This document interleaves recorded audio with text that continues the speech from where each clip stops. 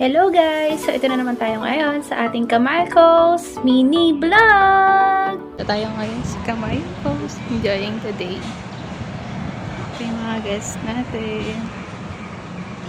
And so meron tayong mga restaurants. We have Pancake House, we have Big Chill, Barbecue Grill, Potato Corner.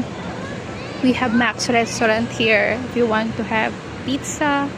We also have Yellow Cup. We have Sandbar.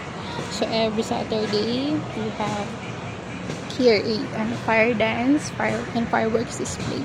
That's our ferry terminal here. Yan. So yan po yung aming ferry terminal. Nandito lang sa mismong beach area. So, ganap tayo ngayon sila ng mga upo dito sa ating beach area. So, ito sila, ma'am. Ma'am, tanong ko lang po, taga saan po sila, ma'am? Taga Limay.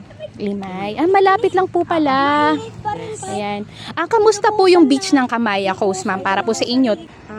Maganda naman, para kang nasa Boracay. Yun. Kaya nga lang, medyo mainit. Kaya hindi kami nakapaligo. Ayun, yung mga bata naman nag-enjoy. Ayun, nandun sila sa Papainit pa ako ng okay naman. Napansin ko, ma'am, so isa po kayo sa mga nakatambay lang po dito sa beach natin, nakatingin lang sa beach. Kamusta po, ma'am, yung pagtambay po naman natin dito? Okay naman, nakaka-relax. Ayun, maganda yung view. So far, okay naman. Malapit na po natin makita yung sunset. Enjoy niyo pa po ang ating beach area. Ayan, ma'am. So, thank you po, ma'am, for the short interview. Thank you po. Follow and subscribe for more Kamaya Coast updates. Thank you!